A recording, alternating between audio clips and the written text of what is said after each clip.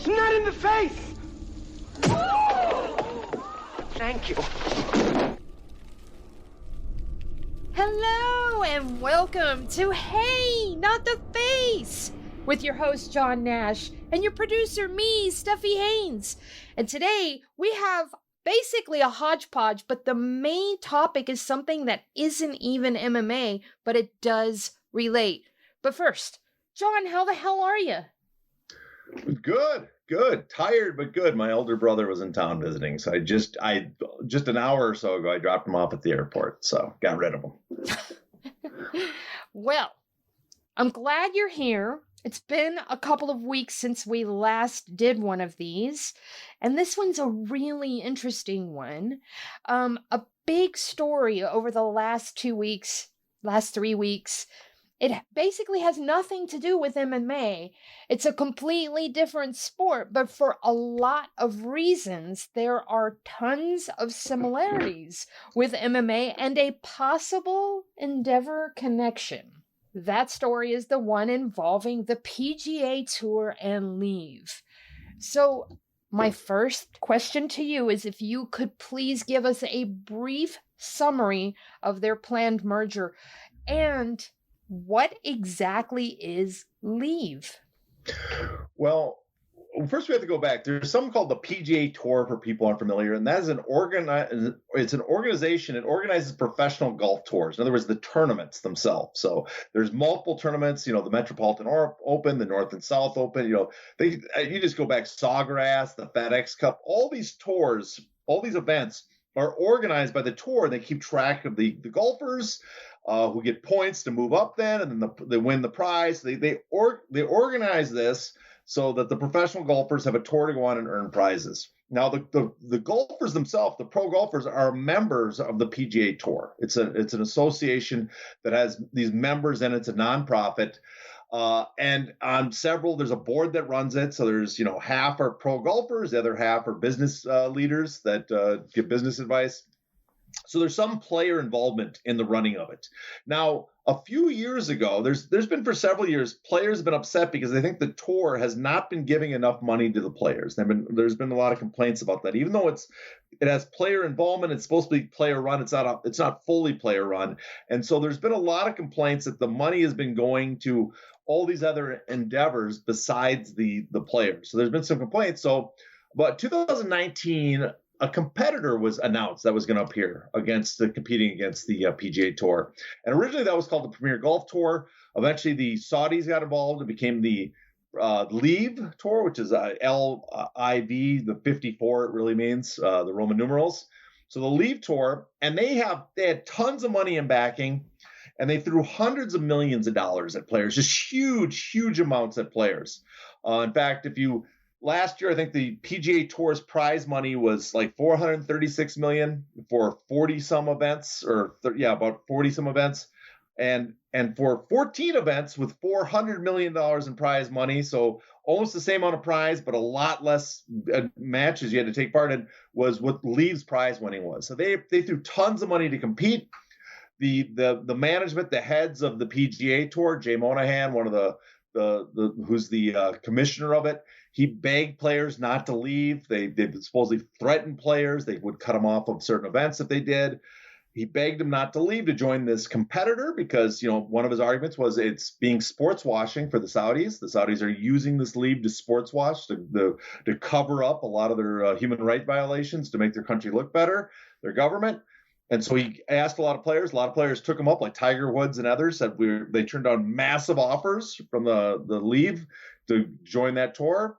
And then out of nowhere, he basically said they're going to merge. They're not going to have a merger. They're going to have a partnership.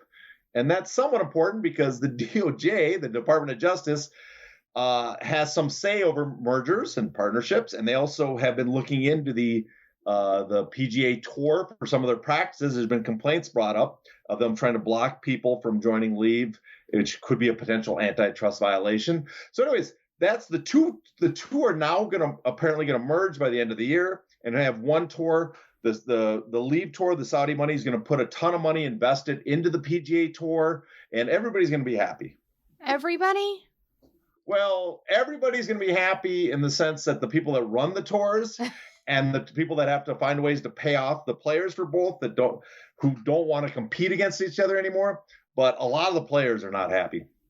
A lot of players are furious because they turned down massive amount of money from LIV to stay with the PGA Tour because they thought it was the morally right thing to do. And now they're merging with the LIV Tour, the people that they turned down that was morally wrong to do business with.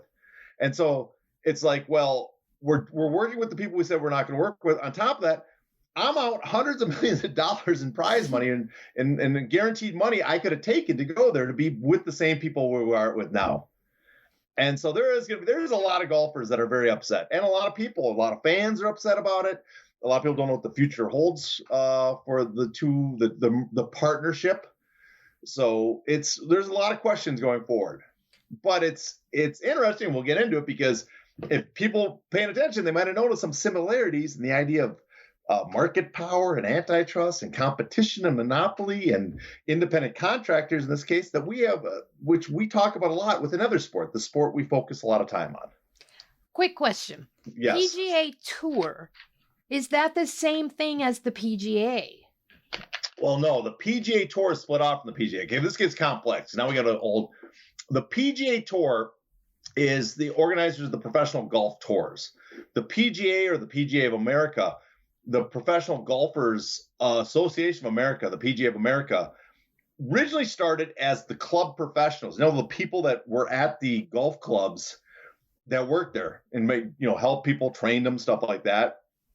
Then, though a lot of them were professional players, and so the professional players eventually, I came in the 70s, split off into a much more professional league that focused on the professional league, the players themselves, and that became known as the PGA Tour. You started talking about the Department of Justice investigating the PGA Tour. There's a lot of hubbub in the gossip vine saying that they might actually try and block this. Could you break that down for us?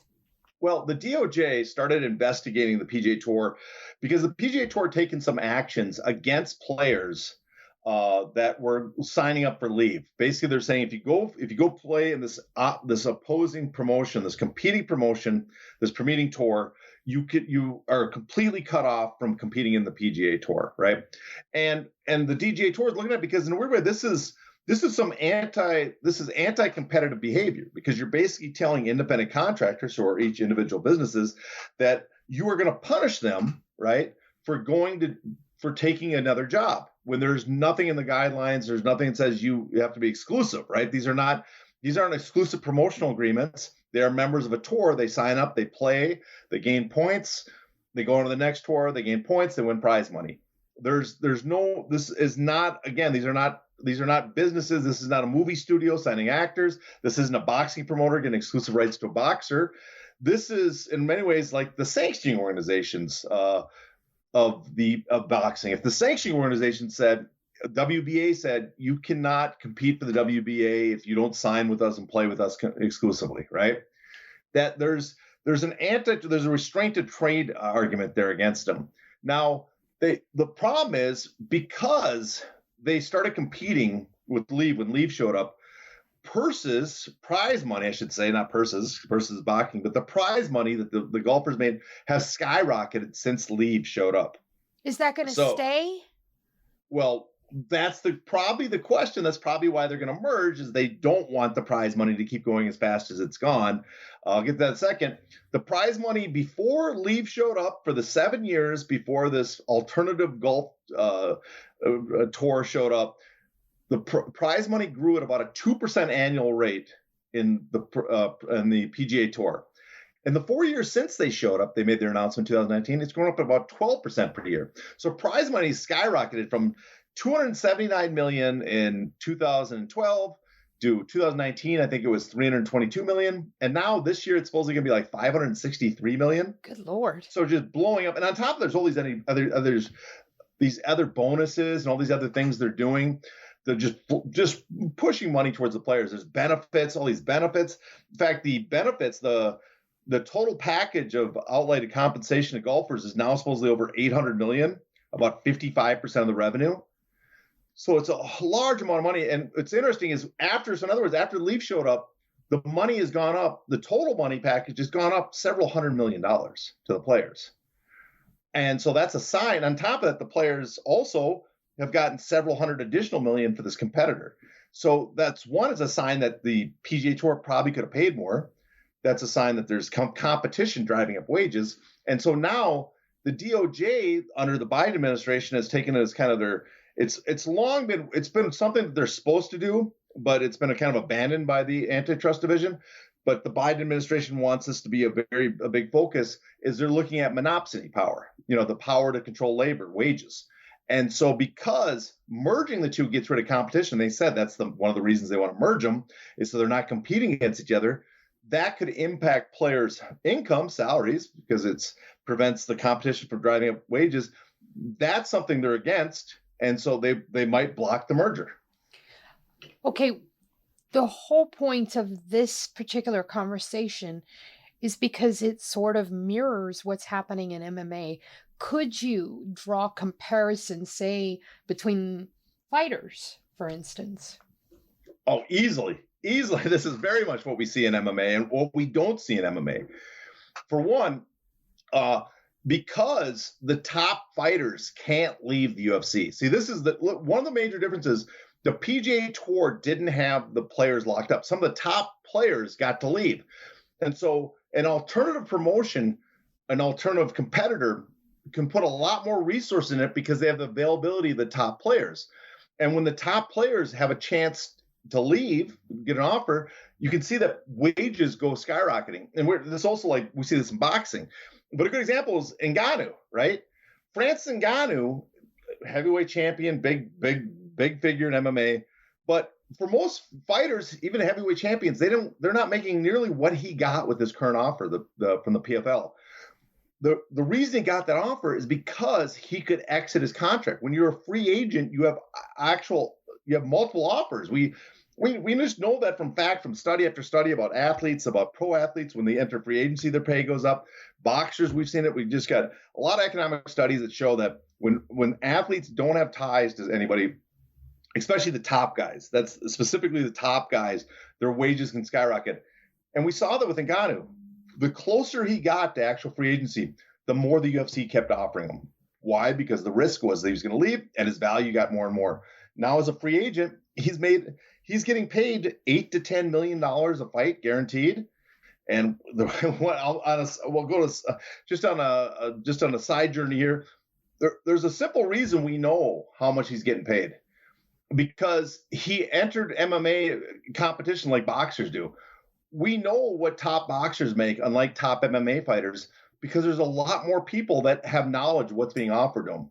So Ngannou and before and most MMA fighters, they talk to just their promoter, the UFC or Bellator, and they get an offer and then they resign or not, right? That's the only negotiation. So there's only two people that know about it. But here, Francis, he negotiated with the UFC. He had advisors, so that's extra people. They didn't come to agree with the UFC, but then he went to all the other promotions, talked to them, told them what he wanted, and we know what other people were offering because he went back and forth. And so you have not just him and one promoter, you have him, his advisors, his managers, and 4 other promotions. So you have like multiple times as many people are aware of what's being offered by everybody. And so it's that much easier to find out what's being offered and then go to multiple parties and compare and go, okay, that's what he's making. That's what he's getting offered, where you can't do that in MMA usually. So that was just, I think it's interesting. If there's more free agency, you would see that more information would leak what fighters are making. What about Sean O'Malley or Aljamain Sterling? Well, that's a good example too, because they can't leave the promotion, right? So Aljamain Sterling is the champion, right? And people say, oh, he's not a big draw. Well, he might not be a big draw, but the UFC, if you look at their track record, every pay-per-view is basically headlined by a title fight, right? Just an occasional, there's only a handful of Conor fights. I guess the BMF title, they've done that twice. Nate Diaz versus Tony Ferguson. And Masvidal in, I think a pair of Masvidal fights might have been, or maybe just one versus Colby Covington. I can't remember exactly. But those are the only fights since they got on ESPN that don't have a title fight. So there's an exclusive number of people that are willing to let headline a pay-per-view. Yet he can't use that as leverage to get more than what he's getting. And we know what he's getting. He said in an interview, he gets $400,000 guaranteed to show plus pay-per-view points.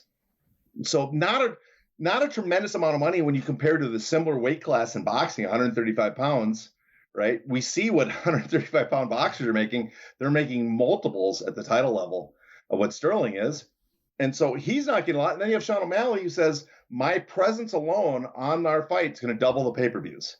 So let's say that's true. Maybe Sterling said his last event did 250,000 pay-per-views. If O'Malley can add 250,000 pay-per-views, that's 12, 13, $14 million. Well, actually total for ESPN, that's closer to $20 million in additional gross revenue. And yet O'Malley said he has no pay-per-view points. Neither one has any leverage to get more money out of the money they're adding to the promotion. And so you look at LIV, is that the stars, because they have the ability to leave and go to this other competing promotion, or boxing, which is similar, the fact that boxers have the ability to go somewhere else and compete for the titles, the championships, they can demand more. And Colin Cowherd had a great comment that kind of sets this up too, where he's talking about what fans want is they're not interested in seeing the 35th or 37th best golfer. They want to see the top ones compete, right? Well, that's the problem that MMA promotions have found, is all the top guys are locked into the UFC. And so unless they can go somewhere else to get people bidding for them, the top guys, the prices don't really skyrocket. But when LIV showed up and the PGA Tour didn't have exclusive contracts with these guys, they had an opportunity to go somewhere else that would pay them a lot more. And then the PGA Tour had to raise the ante to kind of keep a lot of these guys. Let's talk about other sports mergers. You mentioned in the beginning the NFL, the AFL coming together, the ABA, the NBA coming together. Were there some lessons, some takeaways or anything from those? Well, yeah, this actually reminds me a lot of the ABA-NBA merger. What we saw at the NFL, AFL, we see it time and time again. When you have a competing league show up, it drives up wages, right? So wages go up, and then the competing leagues, instead of competing against each other, go, you know what would be a good idea? What if we merged? And that way we're not competing against each other. That way we can actually keep the wages down and we can collect more of the revenue. So it reminds me of that. Now, with the NBA, they did something very smart. They had a very smart leader at the time, Oscar Robertson, the Hall of Fame basketball player, the Big O. What he did is he sued the NBA and the ABA, so they stopped the merger. And he sued them in antitrust court because he claimed it was an antitrust violation. It finally progressed when he dropped the suit because they came to a concession with his union.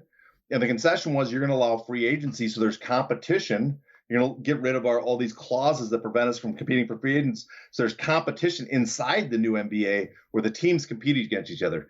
And so that helped continue to drive up wages. But for again, there's somewhat of an obvious MMA comparison here with UFC is, and I remember there's an article that Ted Tatos wrote about these sports mergers, and he mentioned the UFC in it, and he cited some evidence, some exhibits or evidence from the antitrust lawsuit that before Strikeforce was bought out by the UFC, UFC's average wages, fighter share pay wages was 29%. And shortly thereafter, it was 19%. And so very similar, if you want to keep wages down, you don't want to have someone you have to compete that drives wages up. You go out and you either merge with them or you acquire them and then merge with them. And that way you eliminate the competition so wages don't keep rising. I'm going to veer off a little bit because I came across this interview with Ari Emmanuel. He comments on this particular merger, and he talks about why he didn't want to invest in it. And I don't know if I understood this right, so I'm going to let you break that down.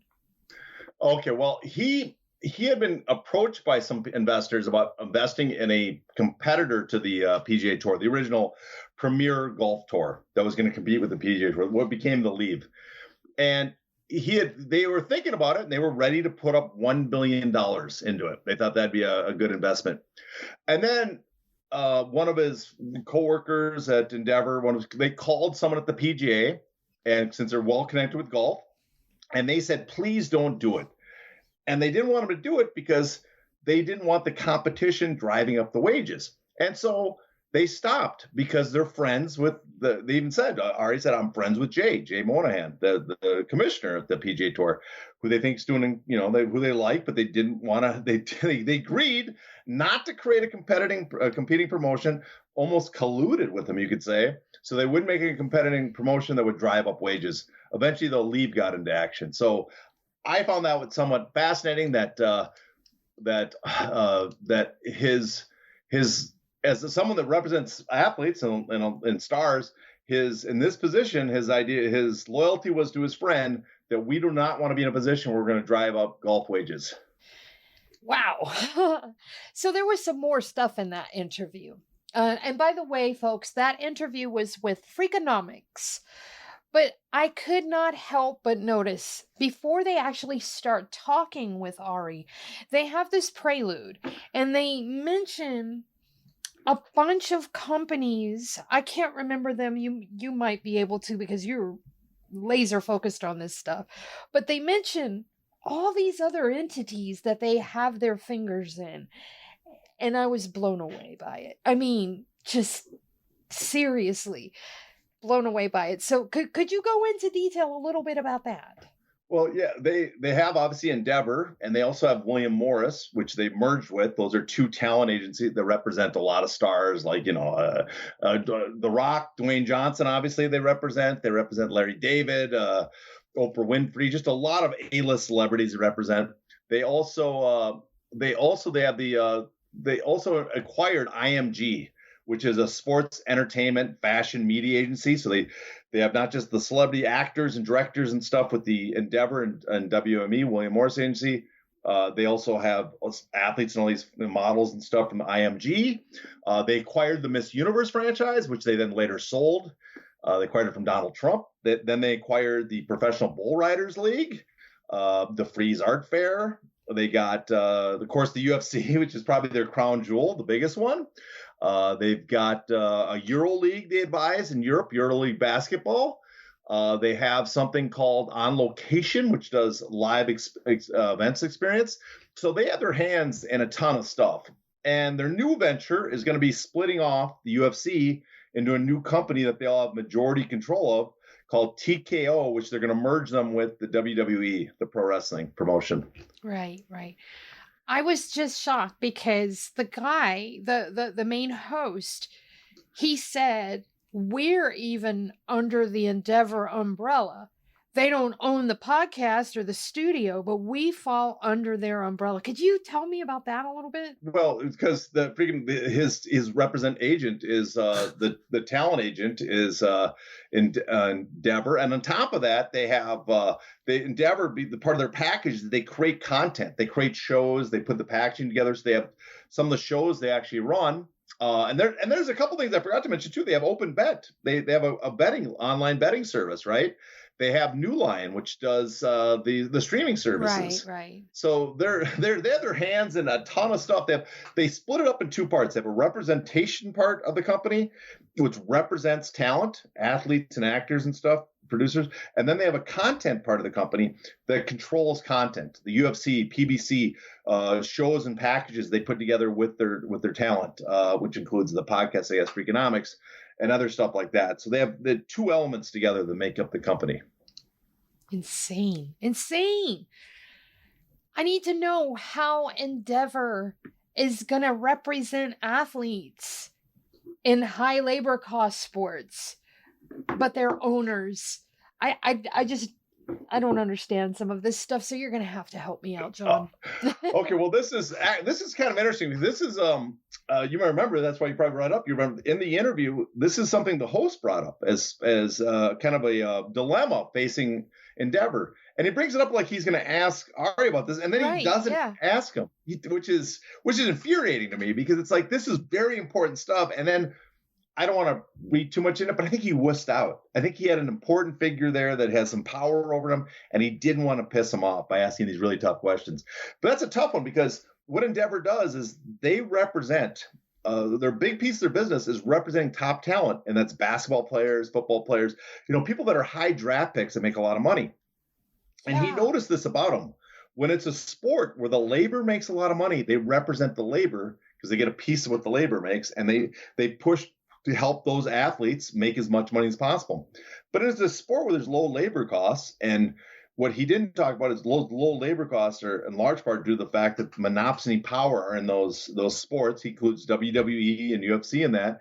When there's low labor costs, they don't want to represent the athletes. They want to be the owners, and they want to keep that labor costs down. And so I think that's the dilemma of Endeavor. And I shouldn't say the dilemma, but it's obvious it shows what their decision-making process is and why they're so in love with certain things like the WWE and UFC is because as big as these sports are, labor costs are they can keep labor costs really, really low. Where in other sports, it's better to represent the athletes because they are getting a much bigger piece of the pie. I did notice that the hosts were lobbing softballs. They talked about Ari's knowledge of the microbiome, and they were asking him some questions. And the one that stuck out to me was they asked what points of consolidation were problematic, and he immediately lights on food rather than healthcare or other issues. And they ask him, well, what about healthcare? And he says, I don't think about that. Well, why, Ari? Because I'm not concerned with it. And it just blew me away because that, just speaks of privilege and wealth and power. And he doesn't even concern himself with health problems and health issues. I have a suspicion. I have a suspicion that he also wants to downplay concentration because he knows a lot of his business ventures and future goals involve concentration.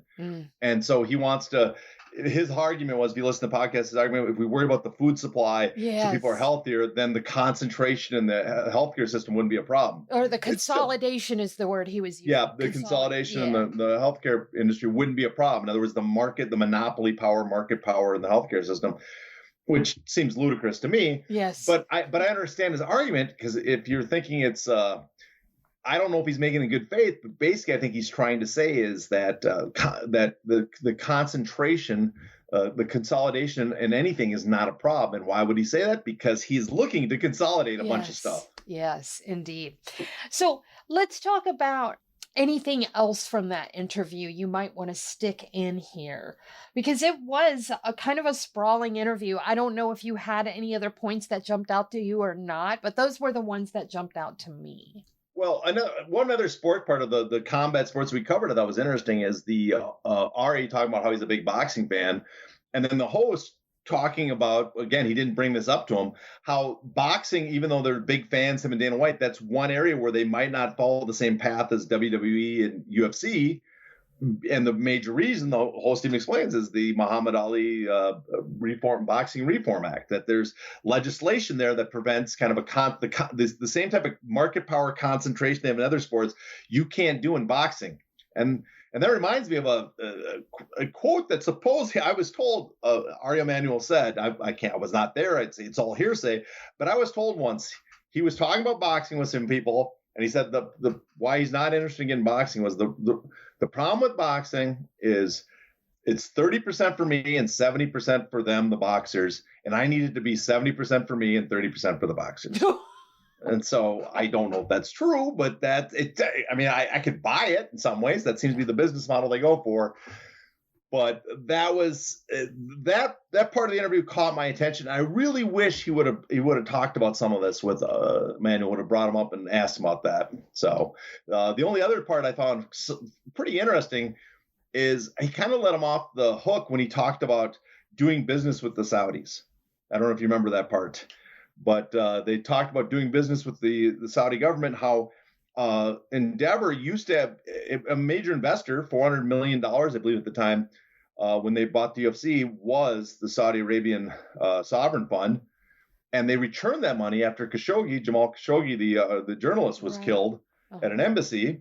And they were asking about that. And I could almost see it, that the way that Emmanuel was comparing it to the was it Al-Ashani or Al-Ashaki? God, I can't remember the guy's name. The American citizen that was drone struck by Obama. I know who you're talking about. Yep. Yes. I can't remember the guy's name, unfortunately, but there was Obama ordered a drone strike on a suspected terrorist, a member of ISIS or Al-Qaeda at the time in Yemen. Al-Qaeda, I believe it was. And he was an American citizen, but it was out due process. So it's there. I mean, there's a lot of questions about, is that legal? But he made a comparison between the two. And I'm like, I think there's a lot of criticisms you could potentially level at Obama for that decision, but there's really no comparison between those two situations. And so, I mean, one was, legal or not, was a strike on an illegal operator, a suspected terrorist in a place you can't get a hold of them. The other was a journalist who was a critic of the government, tricked into their embassy to be tortured and killed. Vastly different scenarios. Yeah. And yet he wanted to act like it was the same thing. And I could just tell from that, this is the sound of someone that wants to do business with the Saudi Arabian government because they have so much money. Yep. And that seems to be Ari's driving force. It's all about the money. I mean, we should remind everybody that the financials just came out, and the fighter revenue share is all the way down to like 13 to 14.5%, down from 17.5%. That's a huge dip in 1 year. Yeah, it is. But you know what? That money's going to good use, which is it's going to the pockets of Endeavor shareholders. Which is very important. Very important. Again, no one's watching the UFC for the fighters, right? Because they're not paying the fighters or anything. Exactly. And if people were watching for the fighters would make more money. And that seems like a good point to wrap up this episode. So, John, what do you have coming up? Well, I'm going to try to get I got to do 2 articles a month for Bloody Elbow. That's what I kind of promised the powers that be, and I got to get an article done. Hopefully this week we'll have 1 article. Maybe it'll be possibly on a lot of the subjects we talked about here today, because I'm working through this. So we will try to lay it out a little better. I have If the Shoes Fit podcast every other week. So I don't know when this is coming out, but on Tuesdays I alternate with me and Nate Wilcox. Alternate on the show with Alexi Old and Eugene Robinson. And that's basically it right now, I think. Well, it sounds like you've got a full plate. So, are sweeps done, or are they starting? I know you have like several points in the year where sweeps happen. I'm just curious because, I think the shows are starting to wind down. This would be sweeps, right? Well, sweeps we finished in we finished that in May, end of May, beginning of June, and we start up again in September. I'm not impacted by the writer's strike because the type of show I do does not involve writers per se. So we are not impacted by the writer's strike, but it's causing a lot of trouble to some of my friends out in Hollywood. So I hope they get that settled, and the DGA strike coming up, so there's a lot of potential strikes coming down the pipe that could really derail the industry, the town. And it's a very nerve-wracking moment in Hollywood right now because of AI being introduced and all the contracts being up for all the major guilds, which it's pretty apparent that the people that run the new platforms want to kill the unions. So real quick, you're in the industry. What's the word? Are we coming to any kind of solution? Or because I saw some reports saying that reportedly they're coming, the writers are coming to an agreement, but that was last week. So I don't know. Yeah, I think there's there's talks and stuff. I mean, the big thing is there's also talks at the DGA and the Screen Actors Guild and stuff because their contracts are up this year as well, that they might link their demands with the writers. In other words, pool the resources together so that they have more solidarity in getting a better deal. And they being you said they would bond with the writers. They being the DGA, the Directors Guild of America, and the Screen Actors SAG-AFTRA, the Screen Actors and the Guild. Okay. Just curious. And that's actually a big industry, and I'm sure that people are going to be feeling it soon. I know that when it happened, shows were already starting to wind down for the summer, so people haven't really felt it as much yet. But it's coming, isn't it? Yeah. We've had people forget too, like when there's a Writers Guild strike, often that's just a dip in the quality of TV programming. And then you get them putting their money into, like reality shows. And then you get a period of time where TV seems terrible and people move away from TV. And so there is a ripple effect from that as well. But one good news is I think the unions and guilds, they see the threat, they're taking it more seriously, and they're working together more. And they're also working a lot with like the Teamsters and other Teamsters do work with the film industry, but guilds and stuff and unions, I should say, that work outside the film industry, just about quality of life stuff in LA, which I think is, I'm not big on. I mean, some of the unions, I shouldn't say certain unions, more like the public sector than private sector unions, getting involved in the public domain more. But they're talking about stuff like quality of life, like housing costs and stuff like that, which is so important to so many workers because they can't live in the town if they can't afford it. Right. Wow. There's a lot of moving parts there for sure. Definitely. Yeah, I'm just waiting for my cut. That's all. Well, on that note, folks, we are going to wrap the show. Do me a favor, follow this guy on Twitter. He is a wealth of information and knowledge. He is at Hey Not the Face. So do that and do one more thing for us. Please stay safe until next time.